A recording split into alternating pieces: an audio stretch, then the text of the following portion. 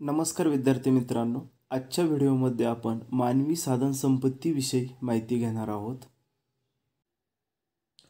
सर्वसाधारणपणे ज्या साधन संपदा मानवनिर्मित असतात त्यांना मानवी साधन संपदा किंवा इंग्लिशमध्ये ह्युमन रिसोर्स असं म्हटलं जातं. ज्यावेळी आपण व्यापारी भूगोलाचा अभ्यास करत असतो त्यावेळी व्यापारी भूगोलाचा एक अविभाज्य घटक अभ्यास घटक म्हणून आर्थिक साधन संपत्तीकडे बघितले जाते. आणि आर्थिक साधन संपदामध्ये जितक्या नैसर्गिक साधन संपदा महत्त्वाच्या आहेत तितक्याच मानवनिर्मित साधन संपदा देखील महत्त्वाच्या आहेत. सर्वसाधारणपणे असं मानलं जातं की जी साधन संपत्ती साधने मानवाने निर्माण केली त्यास मानवी साधन संपत्ती असे म्हटले जाते. थोडक्यात काय, मानवाने स्वतःच्या प्रगतीसाठी ज्या संसाधनांचा वापर केला, विकास केला त्यास आपण मानवी साधन संपत्ती असं म्हणतो. सर्वसाधारणपणे एखाद्या देशाच्या, एखाद्या राष्ट्राच्या विकासासाठी किंवा आर्थिक प्रगतीसाठी देशातील मानवी ज्या साधन संपदा आहे त्यांचा विकास होणं खूप आवश्यक असतं. सर्वसाधारणपणे नैसर्गिक घटकांवर प्रक्रिया करून त्यांचे रूपांतर हे साधन संपत्तीमध्ये केले जाते. आणि हे कशाच्या माध्यमातून केले जाते तर मानव संसाधनाच्या माध्यमातूनच केले जाते.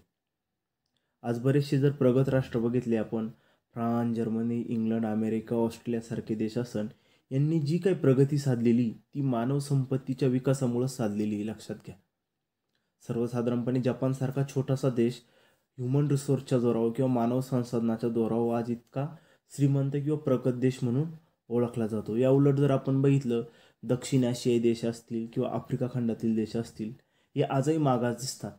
नैसर्गिक साधन संपदा भरपूर आहेत तरी देखील त्या देशाचा फारसा विकास झालेला नाही, कारण मानव संसाधनांचा किंवा मानवी साधन संपत्तीचा कमीत कमी त्या ठिकाणी वापर झालेला दिसतो. सर्वसाधारणपणे आर्थिक प्रगतीसाठी मानवी साधन संपत्तीचा विकास हा अतिशय आवश्यक असतो. त्याचप्रमाणे नैसर्गिक घटकांवर प्रक्रिया करून तिचे रूपांतर साधून संपत्तीमध्ये करणे यालाच आपण मानव संपदा असं देखील म्हणत असतो. आता मानव साधन संपदेचे किंवा मानवी साधन संपदाचे काही घटक आहेत, तसे भरपूर घटक आहेत, पण प्रामुख्याने मानवाचं जी काही स्किल असेल, कौशल्य असेल, त्या निगडीत जे काही घटक असेल हे मानवी साधन संपत्तीच्या घटकामध्ये मोडतात. सर्वसाधारणपणे बुद्धिमत्ता, कल्पनाशक्ती, आकलनशक्ती, स्मरणशक्ती, प्रतिभाशक्ती, वाचाशक्ती म्हणजे बोलण्याची जी काही मानवाची शक्ती, त्यानंतर निर्णय क्षमता, कार्यक्षमता, शिक्षण, संशोधन, कौशल्य, लोकसंख्येची गुणवत्ता, त्याचप्रमाणे शास्त्र, तंत्रज्ञान, उपकरणे, मानवी बळ, निसर्ग, कल्याणार्थ प्रवृत्ती, प्रायोगिकता, वस्ती, वाहतूक, दळणवळण, कारखानदारी, विद्युत प्रकल्प सेवा, असे अनेक जे घटक आपण बघितले किंवा तुमच्यासमोर जे सर्व घटक दिसतात हे सर्व मानव साधन संपत्तीचे घटक मानले जातात आणि अतिशय महत्त्वाचे घटक देखील म्हणून ओळखले जातात.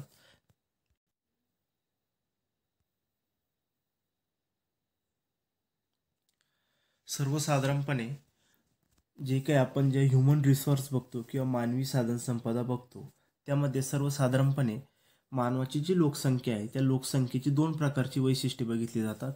एक म्हणजे तिचे संख्यात्मक वैशिष्ट्ये आणि दुसरे म्हणजे तिचे गुणात्मक वैशिष्ट्ये बघितले जातात. सर्वसाधारणपणे सुरुवातीला पहिला जो प्रेफरन्स किंवा क्रम दिला जातो तो संख्यात्मक वैशिष्ट्याला दिला जातो. म्हणून आपण क्रमाक्रमाने मानवी ज्या साधन संपदा आहे त्याचे सुरुवातीला संख्यात्मक वैशिष्ट्ये बघू, त्यानंतर आपण गुणात्मक वैशिष्ट्ये बघू.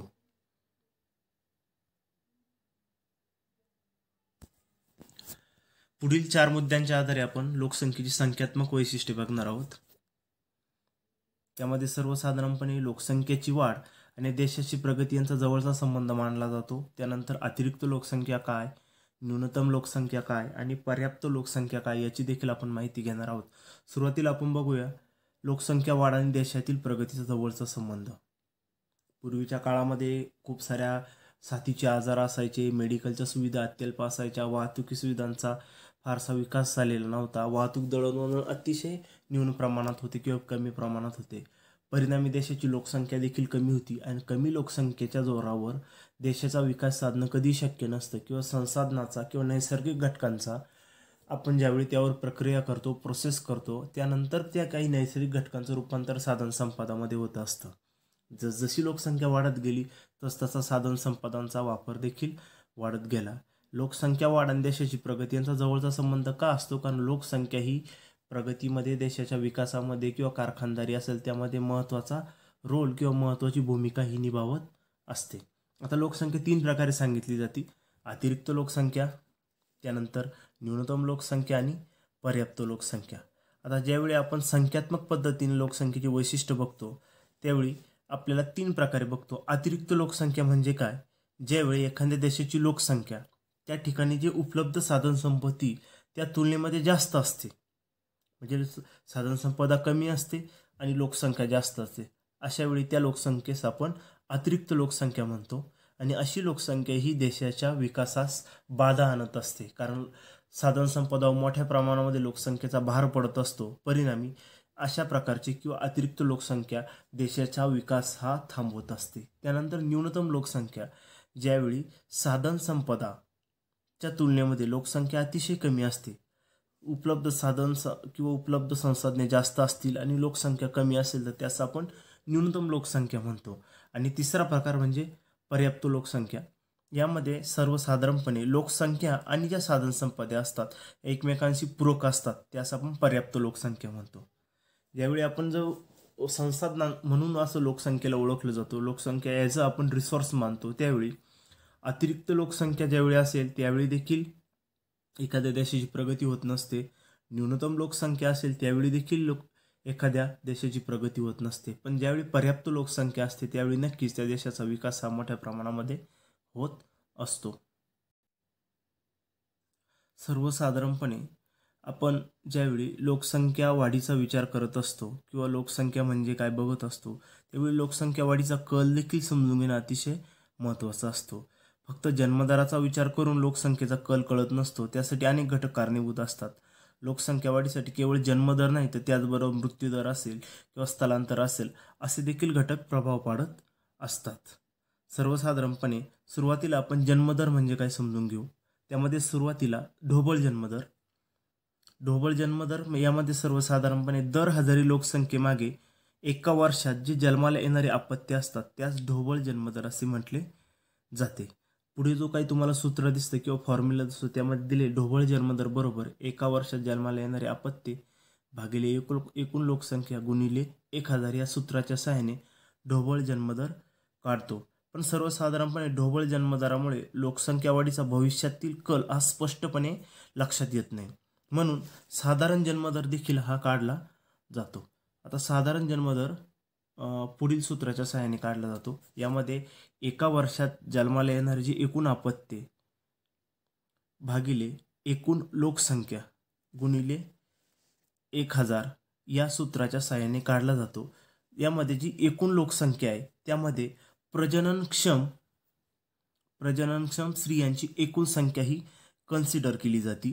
आणि आधी जो आपण बघितला ढोबळ जन्मदर यामध्ये एकूण लोकसंख्या विचारात घेतली जाते आणि साधारण जन्मदरामध्ये एकूण लोकसंख्येमध्ये प्रजननक्षम स्त्रियांची एकूण संख्या विचारात घेतली जाते. यानंतर बघूया ढोबळ मृत्यूदर. दर वर्षात दर 1000 लोकसंख्येमध्ये होणाऱ्या जी मृत्यूंची संख्या आहे त्यास ढोबळ मृत्यूदर असं म्हटलं जातं. सर्वसाधारण पुढील सूत्राच्या सहाय्याने ढोबळ मृत्यूदर काढला जातो. यामध्ये दर वर्षात दर 1000 व्यक्तीमागे होणाऱ्या मृत्यूंची संख्या भागिले एकूण लोकसंख्या गुणिले 1000 या सूत्राच्या सहाय्याने ढोबळ मृत्यूदर हा काढला जात असतो. मृत्यूदर हे लोकसंख्या वाढीचे महत्त्वाचे परिणाम आहे. लोकांचं आरोग्य असेल, राहणीमानाचा दर्जा, आर्थिक स्तर, पोषण, अन्नाची उपलब्धता यावर सर्वसाधारणपणे एखाद्या व्यक्तीचा मृत्यूदर हा अवलंबून असतो. ज्याप्रमाणे जन्मदर लोकसंख्येच्या वाढीमध्ये किंवा लोकसंख्येच्या कलामध्ये बदल घडवत असतो त्याचप्रमाणे मृत्यूदर देखील तितकाच महत्त्वाचा असतो. यानंतर पुढचं लोकसंख्येचं संख्यात्मक वैशिष्ट्य आहे लोकसंख्येचे आयुर्मान आणि स्थलांतर. सर्वसाधारणपणे लोकसंख्येचे आयुर्मान म्हणजे काय? आर्थिक सुबत्ता, वेगवेगळ्या सुविधांचा प्रभाव, जास्तीत जास्त सुविधा उपलब्ध असतील, आरोग्य चांगलं असेल, अन्नधान्याची उपलब्धता असेल तर नक्कीच त्या देशाचं आयुर्मान हे जास्त असतं. सर्वसाधारणपणे विकसित देशांतर आयुर्मान थोडंसं जास्त दिसतं, त्या तुलनेमध्ये जे अविकसित देश आहेत त्यांचं आयुर्मान कमी प्रमाणात दिसतं. सर्वसाधारणपणे जर आपण जर एक अहवाल बघूया 2020 सालचा, जर आपण जर लाईफ एक्सपेक्टन्सी जर इंडेक्स बघितला, सर्वसाधारणपणे लोकसंख्येचं आयुर्मान काढलं जातं, त्यामध्ये सगळ्यात टॉपला किंवा टॉप 10 जर आपण जर कंट्री बघितला तर हाँगकाँगसारखा देश आहे, Japan, Macao, Switzerland, Singapore, Italy, Spain, Australia या सगळ्या देशांचं आयुर्मान हे साधारणतः 85 वर्ष 84 वर्ष या दरम्यानचा दिसते. तर यामध्ये जर भारताचा जर विचार केला तर भारताचा क्रमांक हा सर्वसाधारणपणे 135वा लागतो. भारताचं आयुर्मान आहे 67.47 वर्ष. तर जगातील सर्वात जास्त आयुर्मान हे हाँगकाँग देशाचं आहे, 85 वर्ष आणि साधारणतः 2 महिने इतका आहे. तर त्यानंतर जपानचा क्रमांक लागतो, त्याचं सुद्धा 85 वर्ष आणि साधारणतः 1 महिन्याच्या आसपास हे आयुर्मान आहे. यानंतर लोकसंख्येचं पुढील वैशिष्ट्य आहे लोकसंख्येचे स्थलांतर. लोकांचं किंवा पब्लिकचं किंवा जनतेचं एका ठिकाणावरून दुसऱ्या ठिकाणी होणाऱ्या हालचालीस आपण स्थलांतर असे म्हणतो. स्थलांतरामुळे देशातील लोकसंख्येच्या संरचनेवर सकारात्मक किंवा नकारात्मक बदल होत असतो. आता बऱ्याचशा ठिकाणी मानवाच्या ज्या साधनसंपदा आहेत या सर्वसाधारणपणे लोकसंख्येला आकर्षित करत असतात.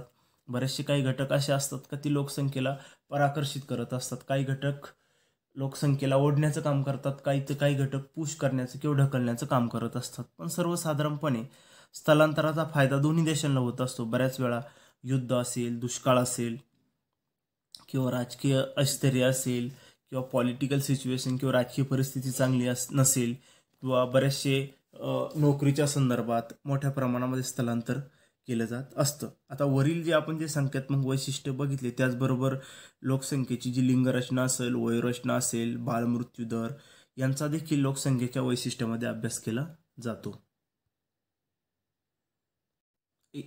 यानंतर आपण बघूया लोकसंख्येची गुणात्मक वैशिष्ट्ये. सर्वसाधारणपणे आपण 4 प्रकारचे वैशिष्ट्ये बघणार आहोत: आरोग्य आणि पोषण, अन्न घटकातील उष्मांक, वैद्यकीय सुविधांची उपलब्धता आणि शुद्ध पाण्याची उपलब्धता. आरोग्य आणि पोषण जर याचा जर विचार केला तर सर्वसाधारणपणे देशातील लोकांची किंवा देशातील पब्लिकची जी आरोग्याची स्थिती व पोषण हे घटक मानवाच्या विकासातील महत्त्वाचे निर्देशांक आहे. निरोगी लोकसंख्या एखाद्या देशाची असेल तर नक्कीच त्या देशाचे सामाजिक आणि आर्थिक विकास मोठ्या प्रमाणात होत असतो. आरोग्याचा संबंध थेट उत्पादकता, प्रजनन क्षमता, मृत्यूदर, सरासरी आयुर्मान, दरडोई उत्पन्न यांच्याशी असतो. म्हणून लोकसंख्येच्या गुणात्मक वैशिष्ट्यांमध्ये लोकसंख्येचं आरोग्य आणि पोषण हे देखील खूप महत्त्वाचं आहे. तसं पाहिलं तर आरोग्य आणि आर्थिक विकास यांचा जवळचा संबंध आहे. दरडोई उत्पन्नामध्ये जर वाढ झाली तर त्याचा सरळ परिणाम कशावर होत असतो तर वैद्यकीय सुविधांवर होत असतो. पण जर एखाद्या देशाचं उत्पन्न कमी असेल तर त्यांचा जास्तीत जास्त त्या देशाचा खर्च हा त्या देशातील मूलभूत अन्न, वस्त्र, निवारा यासारख्या गरजा भागवण्यामध्ये होत असतो. परिणामी त्या देशाचा विकास हा कमी होत असतो. पुढील जर मुद्दा बघितला तर कुपोषण आणि दारिद्र्य. कुपोषणामुळे आरोग्य बिघडतं. आरोग्य बिघडलं म्हणजे कुपोषण म्हणजेच आपण एक दारिद्र्याचं लक्षण मानलं जातो. गरिबीमुळे किंवा आर्थिक स्थिती मागासलेलेपणा यामुळे बालमृत्यूचं प्रमाण वाढतं. सरासरी आयुर्मान कमी होतं. म्हणूनच जर आपण जर प्रगत देश आणि अप्रगत देशांचा जर विचार केला तर प्रगत देशामध्ये कुपोषण किंवा दारिद्र्याचं प्रमाण अतिशय कमी दिसतं. तर जे प्रगत देश आहे त्यामध्ये दारिद्र्य अतिशय नगण्य प्रमाणामध्ये दिसतं आणि कुपोषण जवळजवळ नसतंच. थोडक्यात काय तर कुपोषण आणि दारिद्र्य हे देखील लोकसंख्येच्या गुणात्मक वैशिष्ट्यामध्ये महत्त्वाचं स्थान यांना आहे.